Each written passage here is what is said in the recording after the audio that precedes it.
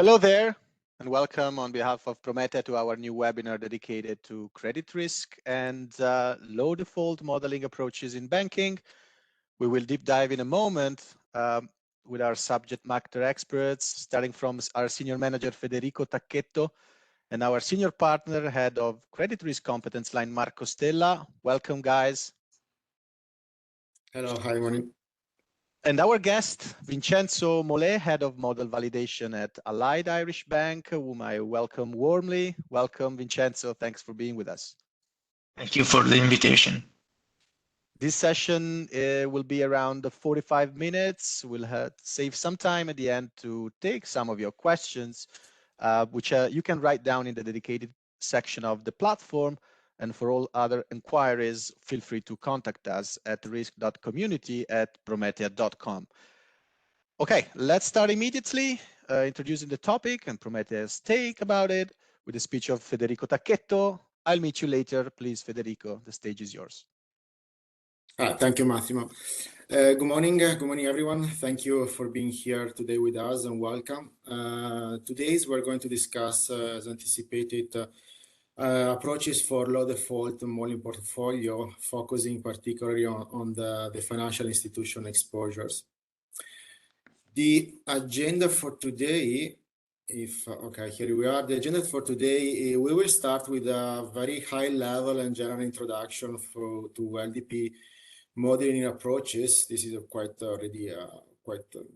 already talking about a lot of this topic, but we will focus more instead of an approach to incorporate the market opinion, so the info from the market, leveraging the information on the credit default swap rates.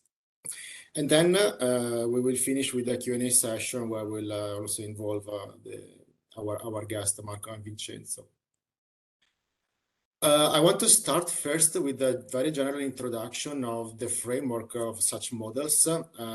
Usually we see this kind of structure made of several models or components, each developing using separate and different information, either idiosyncratic or more systemic in nature.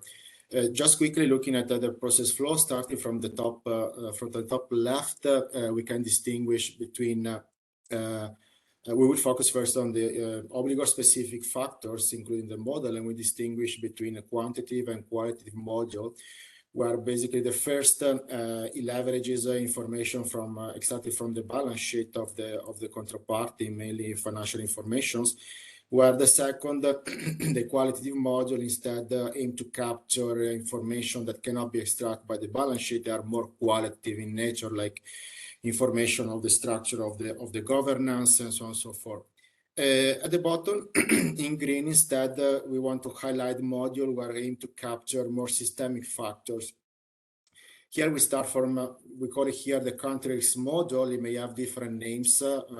However, let's say the scope of this component is to estimate the banking industry country risk, so the risk the bank is facing by doing business in a certain country. And it will consider influence of the governance supervision, the regulation of the banking system, macro variable as well. And at the bottom, we have here instead the market module that want to keep it separated just because it's something that we will focus later in the presentation. And is a module that it wants to capture the market perception on the riskiness of such of the banks in scope of the models. To complete the picture and moving to the right of this process flow, these models are then of course integrated to the integration module in order to form a unique score, which is then calibrated to form the model PD. And before to reach the final rating, there are other two components with basically form the final rating, which is of course the support, the implied support from the group as for the sovereign. Finally, the final rating is then of course applied a capping or ceiling due to the parent and the sovereign rating. Now, what type of methodologies are available for us to develop a model for such exposure, right? So Of course, here a big challenge is the lack of internal defaults, internal data points, which is quite become problematic in developing a robust default-based model in the sense of the classical binary variable 0, 1. So a more appropriate and the one actually we see be most popular, let's say, in the industry is the so-called shadow rating approach, where the rating issued by the rating agency are used as a target. Leveraging external data, it has, of course, its own problem and challenges. Today, we won't enter in the detail of a shadow rating approach, so that's not the scope. However, we want just to give us some insight of a couple of points that we think may be interesting from a developing point of view, which are the definition of the target variable and then the topic of representativeness. So starting from the target variable, of course, here already starting the big decision, right? So which rating agency to focus on, and more important, on the type of rating, since agencies tend to issue different categories of ratings. In particular, a distinctions shall be made between the standalone rating and the final issuer rating. The difference between the two here is reported, of course, the influence of the support from the group and the sovereign support. So usually we see a first rating can be called baseline credit assessment, or the standalone rating, which is purely made of the obligor's financials and operator environment. And then this rating is built up to include the support of the group and the government to form the issuer rating. Of course, depending on the complexity of the model and also on the data on the internal portfolio, meaning how much support may have an impact to the estimates, one institution may choose to develop the initial model leveraging the rating without any support instead of the issuer rating, which is already including the support. And here the issue may be to have a double counting of the group and the sovereign support if we also build up a separate component to account these components. The second topic is the representativeness. Of course, here leveraging external data, representativeness is a key issue. Of course, the model, the RDS shall be representative of the application portfolio in terms of geography, risk characteristic. But here in particular, we want to focus on the lending standards, because we see also a quite of important topic to consider, given the fact that each institution may have, of course, they have their own credit lending standards and credit policy, which may allow or not lending money to given specific characteristic. For example, can be restricted to investment grades only, or they don't allow to booking specific exposure classes. So this is something to definitely take into consideration when selecting the RDS.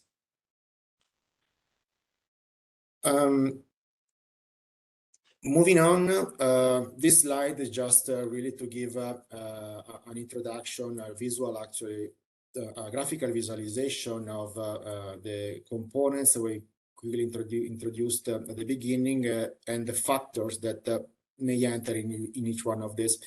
We report here just a non-exhaustive list of potential risk factors, and at the bottom the relative equation, right? Just to give a view how each information is used in each module. So here we report 3 different modules, and then finally integrated to form the final score.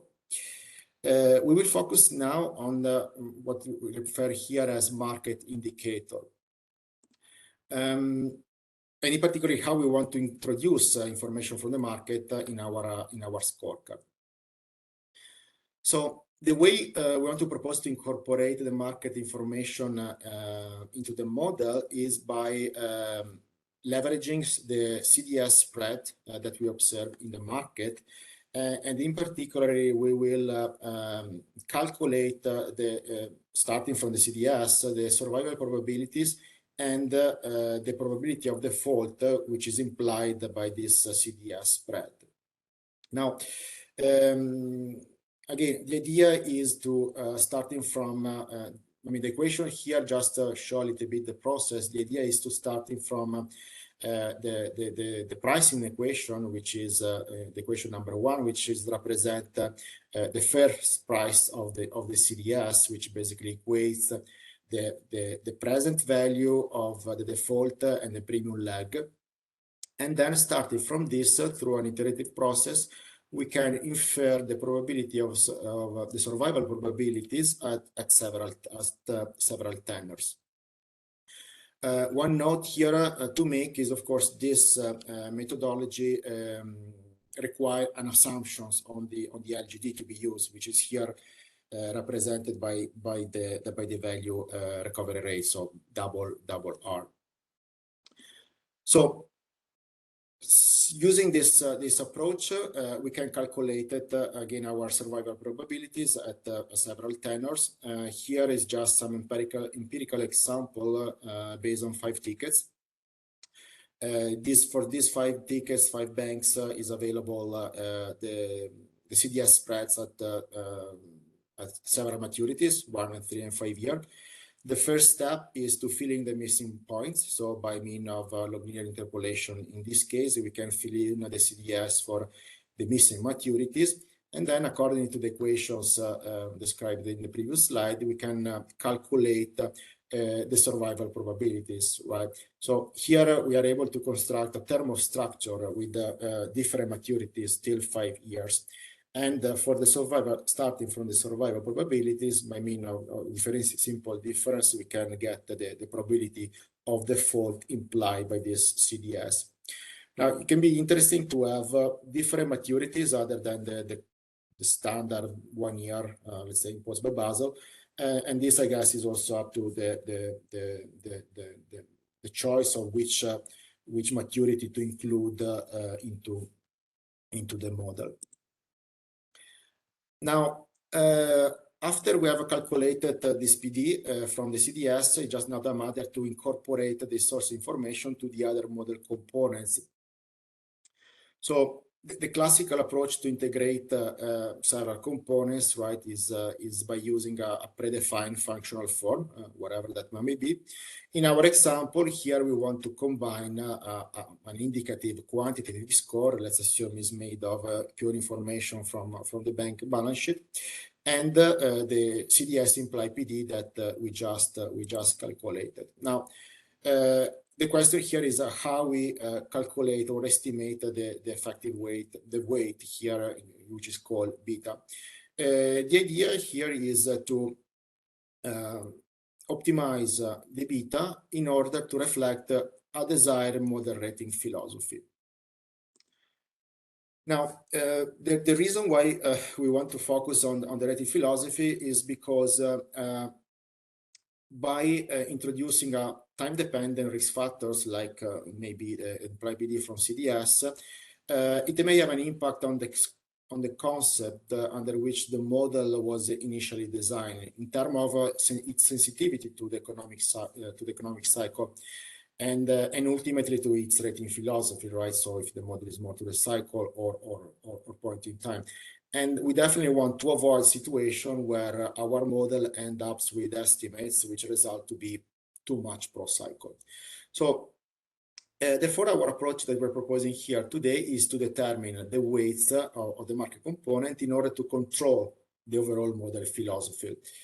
Now, there are several approaches and methodologies to determine a model rating philosophy. Each institution, of course, their own approaches with their own thresholds also to decide the rating philosophy. Here we want for this presentation we will use instead simple approach, which is the correlation of the model with the common factor Z under a Vasicek framework approach. Now, here again, we just given a very high level introduction of the formula under the concept, but under this framework, let's say that it's assumed that the asset of the counterparty can be described by 2 model components, and the idiosyncratic and systemic factors. from which then we can, of course, calculate the probability of default of the counterparty. Starting from this equation, of course, under certain assumption that we won't go into details today, we can extrapolate the common factor Z, which basically will determine the state of economy. The model sensitivity then to the state of economy that we are trying to calculate will be here determined by the correlation between our model score and the common factor Z. So moving to the next slide, here we want just to give we want to present some results of this approach. So starting from the slide, from the graph on the top left, here we plotted over time the predicted score from our model and the evolution of the common factor Z.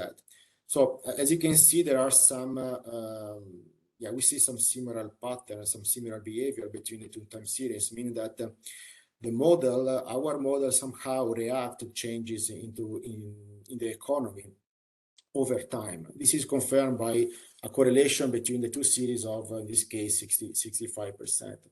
Now, what we want to do is to combine our information from the market in terms of implied PD from CDS into this predicted score. And we want to do this in order to minimize the correlation with economic common factor. Of course, maintaining under the constraint, let's say that the model should still maintain a good accuracy. This is summarized by the equation number 7, when the optimization of beta again is by minimizing the correlation between the model output and the common factor.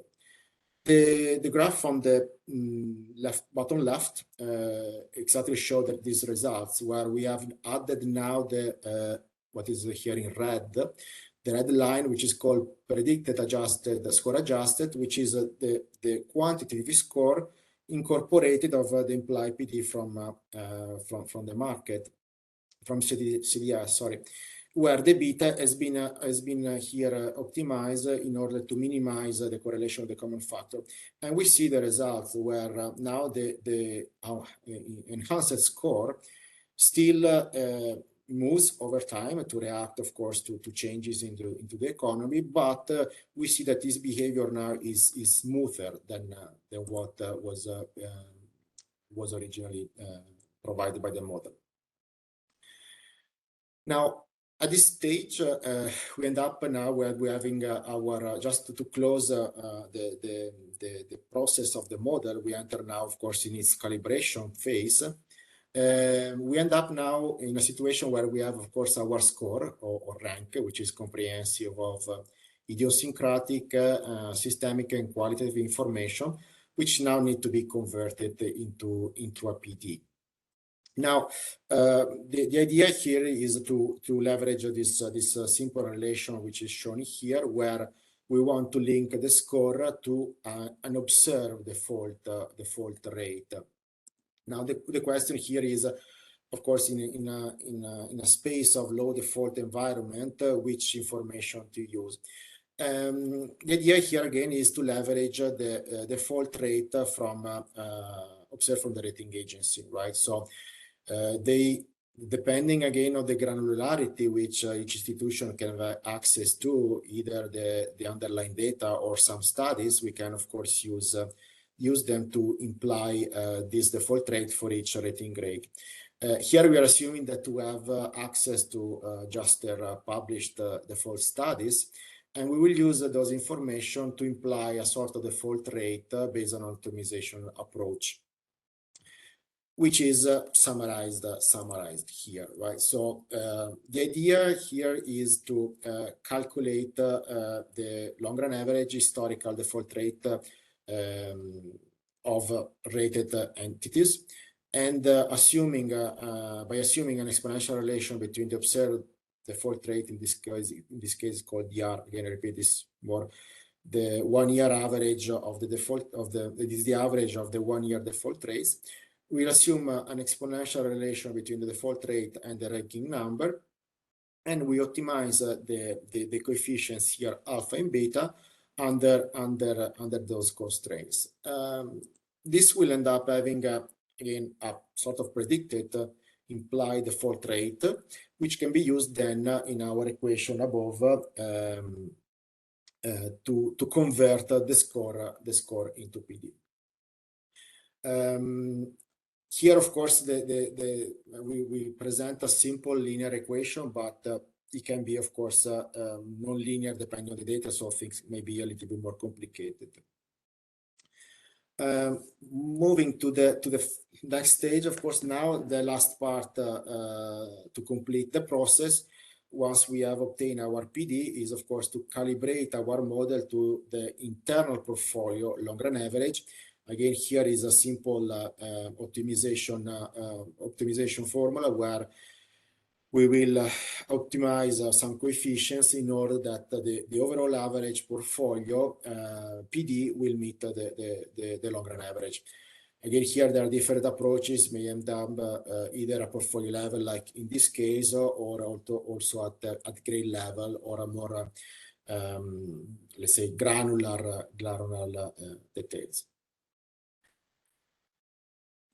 Okay, but this concludes our presentation today. So it was short, and I hope you enjoyed. I will move now actually to our Q&A session. So I will involve now our guests, Vincenzo and Marco, and start the presentation. I will start maybe asking you your general comment on the presentation, what you think of the benefit of having market indicators into the scorecard, and if you see a potential issue of introducing time-dependent variable in order to resulting with a model to be too much pro-cycle. Marco, can I start? Sure, of course, please, Vincenzo. Okay, thank you. First of all, I think that best timing to start to talk about financial institutions rating model due to the unfortunately current and recent events. I think that well, the methodology is something quite known and probably well grounded also in the literature, the one that you proposed. It's something based on my knowledge, not yet applied for regulatory purposes in rating models, but it could be that some chances to give a more sensitivity to the rating models, in particular for low default portfolio, can be considered. Exactly based on the current situations. About the technicalities and limitations of the extrapolation of the PD from the CDS spread, I think that it's clear that we needed to take in consideration the liquidity of the pricing and the spreads of CDS for single name. Probably the liquidity of the instrument in the market is not so relevant exactly in the moment when this kind of prices are relevant and useful to detect a situation of deterioration of the risk profile of the financial institution counterparts. But in any case, we know that the CDS spreads embedded not only credit risk, but also other market components, and should be taken in consideration during the calculation of the implied PDs. One of these components is also the assumptions embedded in the instrument and in the market prices regarding the RGD component. Other point that is quite relevant probably when we think about to develop a rating model, in particular for regulatory purposes, is the coverage. So the availability of CDS spreads and price for the counterpart that we consider relevant to build up our development sample. And finally, my personal opinion is that the approach is for sure valuable, could be easier to apply for IFRS 9 purposes. So to try to have a more forward-looking models starting from the scorecards, also because there is a pressure from the regulator to simplify the model landscape adopted in the banks, also to facilitate the activities of risk controls on the models, reducing the number of models that should be scrutiny internally and externally. So internally from the second line of defense functions and auditors, and externally by the regulator. So the fact the leverage on scorecard is for IRB purposes, and with some changes and fine-tuning leverage on that for other purposes, for example, for the IFRS 9 purposes, so for ECL calculation and provisioning, can be a good chance to introduce this kind of model feature. Other consideration, probably based on my direct experience, the main problem for the right utilization of rating models related to low default portfolio, in particular for financial institution and large corporate too, is the frequency of the review of the ratings and the timing of the rating assignment. So I think that for sure models that use market inputs or market information can be useful, first of all, to trigger the rating assignment process more frequently than the minimum requirement, that is the review of the ratings on annual basis, and try to cover an unavoidable gap of the fact that the rating models leverage mainly on financial statements information that by definition give us information that are at least older more than 12-18 months. And so it's the snapshot and photography of a situation already completed, let me say, in the past, and the recent events demonstrate that what has been completely changed is exactly the speed of the at which the events happen. For example, just to enlarge a little bit the scope of the reply, the bank failures of SVB and Signature Bank happened in 2 or 3 days. In the financial crisis in 2008, for example, the Washington Mutual Bank defaulted in 16 days, in the sense that the customer withdrew around $70 billion in 2 weeks.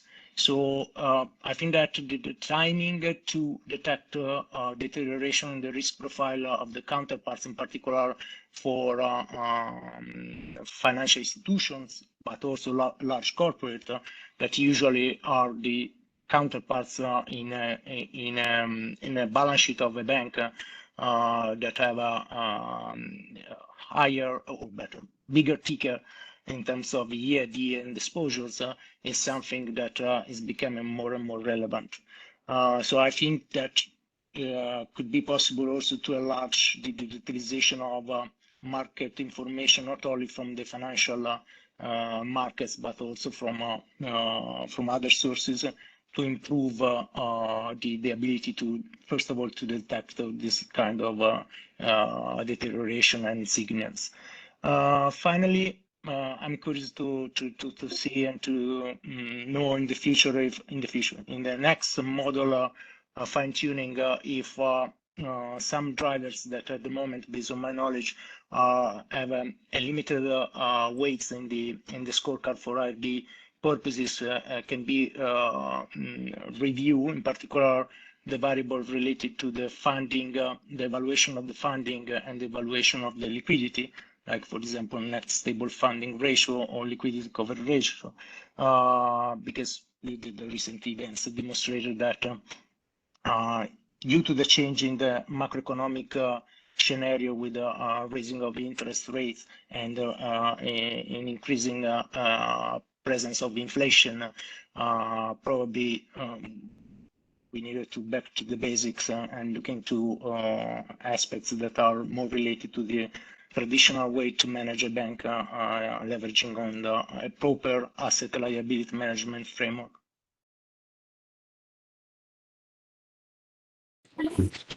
Thanks, Vincenzo.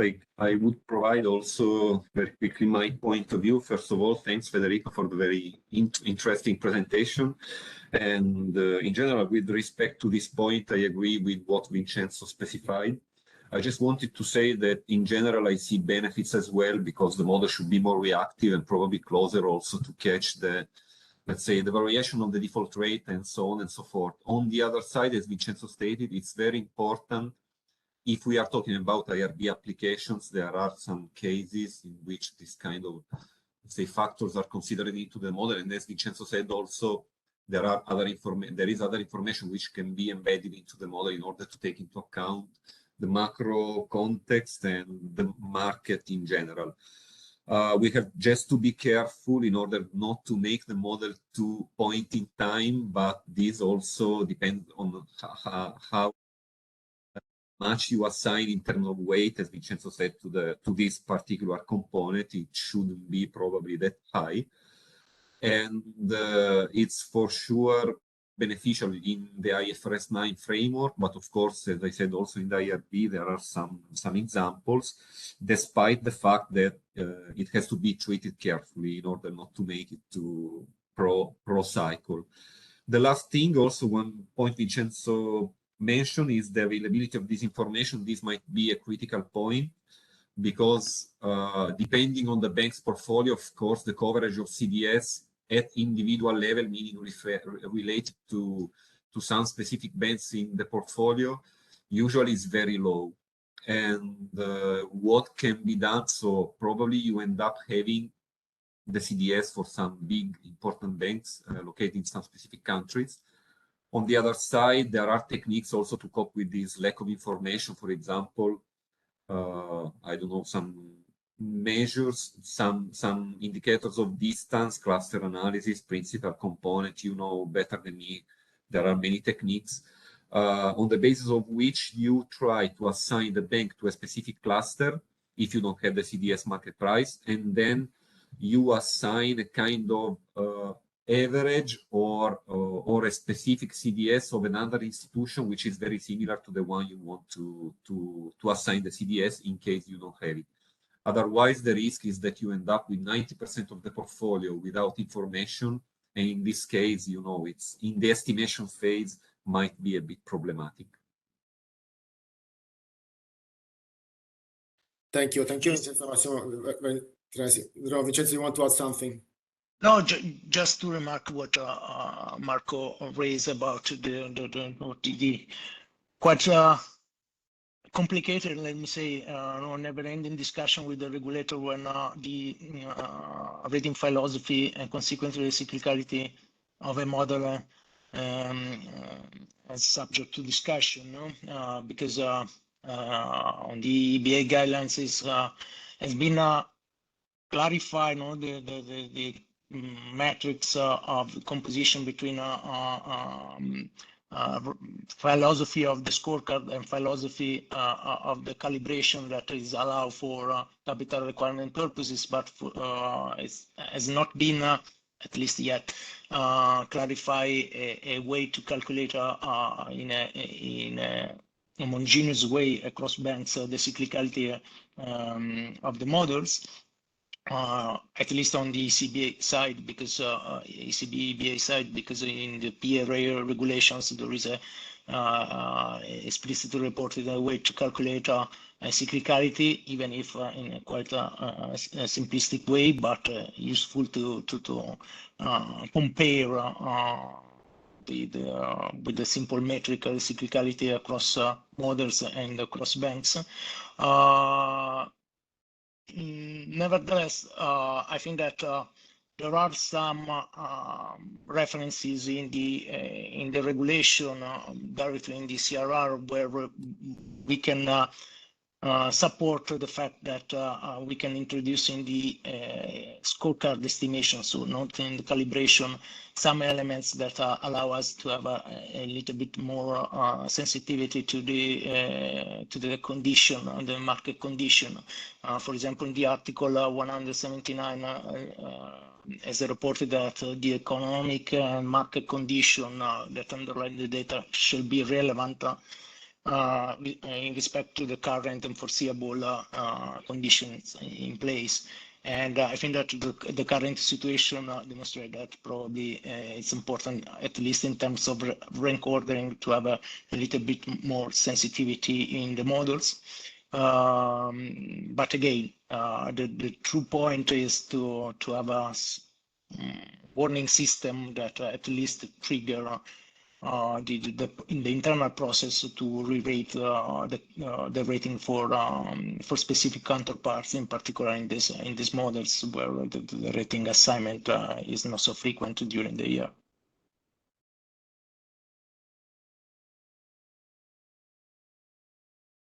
Thank you, Vincenzo.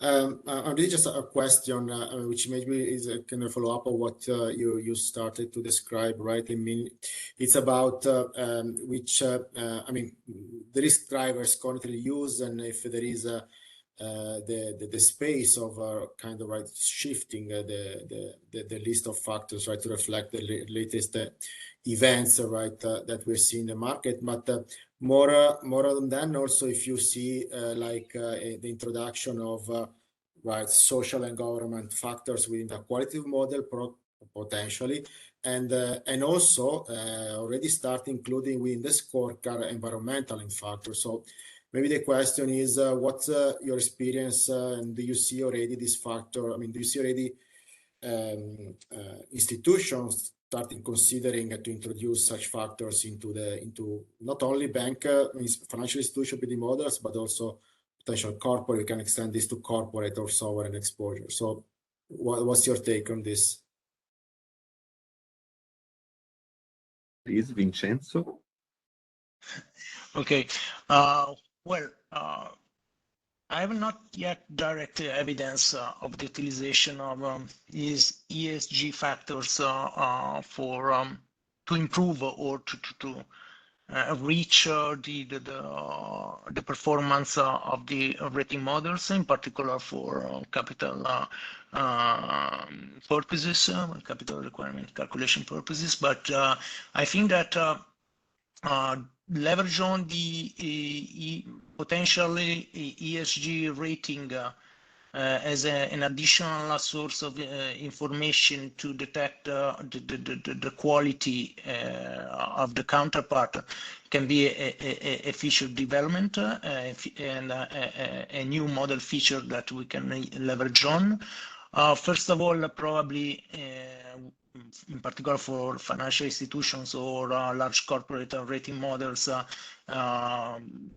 we could introduce this element via the inclusion of the outcomes of any kind of ESG information as a reason for overrides of the rating model grades calculated for capital requirements, or also in case calculated for the provisioning purposes. Nevertheless, I think that if we analyze better the three letters of the acronym ESG, the last one is the governance, and if we consider governance in a broad and correctly, broad way, included also the risk management, and the current events demonstrated that a lack of expertise or instruments or quality of the risk management can be really crucial. No, so if we are able to in the future to detect better and to collect better the information useful to define an ESG score, this can help to improve all the entire set of tools used to evaluate the risk profile of a counterparts and also to drive better the decision of investments across different asset class, but also internally to select, discriminate better, also with a more forward-looking approach, the selection of the clients. You know, for example. I read a couple of interesting papers or articles, more than papers, so recently that mention the potential further sources, you know, to detect changes in the risk profile of the counterparts, but also, let me say, for the bank itself, in terms of how is the perception of their own risk profile, approaches or technicalities already used in other industries, like in media or in other departments like marketing or communication. Can be an instrument. So the sentiment analysis and screening both traditional media or the modern, most recent web media can be an instrument to evaluate the quality of the reputation and the perception of the brand of a counterpart. And also in case of financial institution to understand if the risk of a liquidity crisis can increase. Consequently, all these potential inputs that we can collect and elaborate with new approaches and new sources of data information can be a new area for investigation to improve our ability to also to anticipate more than to design in the right way and with the right shape of the risk profile of counterparts, because here I think that the events demonstrate that the timing and ability to intercept in advance some deterioration will be more and more crucial. Final consideration, again, just to link my thoughts to the ESG principle for the financial institution, the main coin, the main value is the trust, reputation, and credibility to avoid a situation of quite quick deterioration and risk of defaults due to the potential liquidity crisis. No? Thanks, Vincenzo. Just a quick comment from my side. I think that regarding the integration of ESG metrics into risk parameters, the sooner the better. We were actually expecting some move from the regulator. There is a paper by EBA, if I'm not wrong, related to last year in November. I think that if it was not issued so far, it's a matter of months or probably a bit more. So this is something we have to do in the future for sure.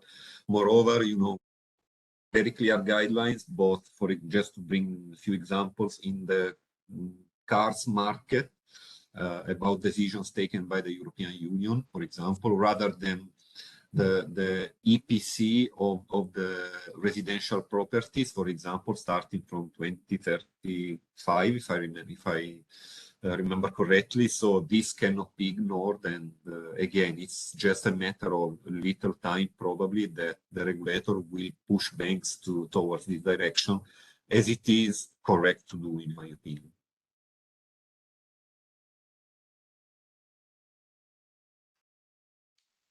Thank you both. So another question that came out is how this approach can be applied to unrated counterparty, right? So maybe I'll quick start, then I'll hand over to you. Of course, the core of the approach is to have external rating. So I think here is more a matter of, well, first the composition of your internal portfolio and representativeness, of course. So it can be, of course, a matter to fully leverage on the external data. And of course, here again, representative become even more important, and potentially at the end, the marginal conservatism shall be definitely taken into account to consider this. So for sure, is not I would not say is a showstopper, but of course is a limitation that need to be taken into account. I don't know, I will leave it also to you, Vincenzo and Marco, if you want to add, or you have other comments on this topic. Well, a possible way to limit or to cover the limit that you mentioned, no? To reach with something that is more market oriented in terms of sources of information, also the counterparts without an external rating. As you just start to describe a possible mapping of the counterparts that you have in the development sample or in the portfolio that are not covered by external ratings, or they haven't directly a CDS traded in the market, can be a mapping with other counterparts that are covered and have that kind of information based on the similarities in other aspects, you know, like business model, geography, structure, composition of assets and liabilities, and so on. So some possible actions to cover these limitations are possible. Clearly, we know that unfortunately the approach is that any data gaps or data lack is viewed as something that we needed to treat it with a conservative approach in terms of calibration, so apply some adjustment or marginal conservatism to take in consideration that the direct information or the quality of information is limited. No?